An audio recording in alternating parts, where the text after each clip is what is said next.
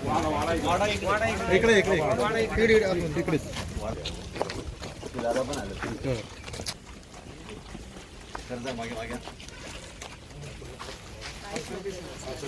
हा वाडा या बाजूला असा चौकटी सगळा वाडा होता. हो आणि हा इथे खाली पाणी आहे, नदी आहे बाजूला.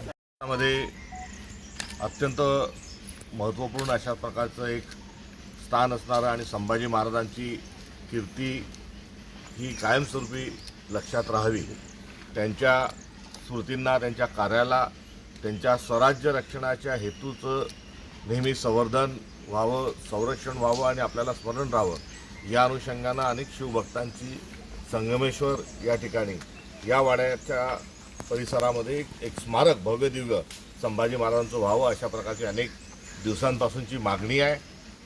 या मागणीला घोषणा देखील ही सरकारच्या वतीने केली आहे. मात्र अरबी समुद्रातलं शिवस्मारक जसं कुठेच दिसत नाही, त्याच पद्धतीनं या संगमेश्वर या ठिकाणचं संभाजी महाराजांच्या स्मारकाची कुठेही आता कोणत्याही खुणा इथे नाही, कोणतंही काम सुरू नाही. याबद्दल खंत आणि दुःख व्यक्त करायची वाटते. किल्ले संवर्धनाचा विषय असो, जे शिवाजी महाराज आणि त्यांचा हिंदवी स्वराज्याचा इतिहास या अनुषंगानं स्मृती जोपासण्याच्या आवश्यक असणारा सरकारची भूमिका असली पाहिजे ती कुठेही आढळून येत नाही. त्यामुळे जे मुख्यमंत्री महोदय जे बोलले होते, जे पालकमंत्री बोलले होते, तशा पद्धतीने त्यांचा शब्द त्यांनी पूर्ण करावा.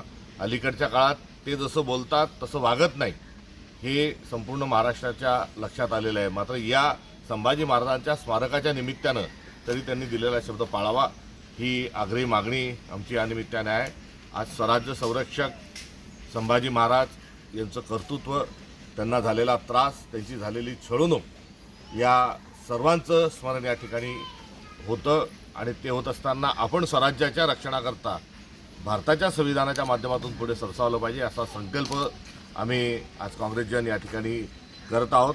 तर दुसरीकडे संभाजी महाराजांच्या एकंदरीत इतिहास आणि त्यांच्या व्यक्तिमत्वाबद्दल जो गैरसमज पसरवणाऱ्या ज्या प्रवृत्ती आहेत, ज्या नीच प्रवृत्ती आहेत, या नीच प्रवृत्तीचाही देखील आपल्याला नायनाट करायचा आहे.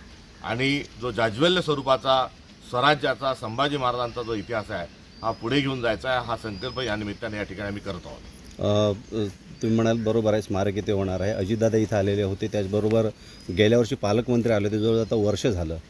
इथे त्यांनी घोषणाही केलेली होती की ते स्मारक लवकरात लवकर होईल म्हणून. आता तुम्ही म्हणाल इथं काहीच दिसत नाही आहे. कुठे ज्या झालेल्या घोषणा आहेत, अर्थमंत्री या ठिकाणी येऊन गेले, मुख्यमंत्र्यांनी घोषणा केली, पालकमंत्री या ठिकाणी आले, त्यांनी पाहणी केली. जमीन जागा जी आहे ती देण्याच्या अनुषंगाने कुठल्याही प्रकारच्या अडचणी नाही, तरी राजकीय इच्छाशक्ती कमी आढळून येते. कुठेतरी भांडणं लावण्याची प्रवृत्ती आणि जातीय तेढ निर्माण करण्याची, धार्मिक तेढ निर्माण करण्याची संधी ही सातत्यानं फडणवीस सरकार शोधत आहे.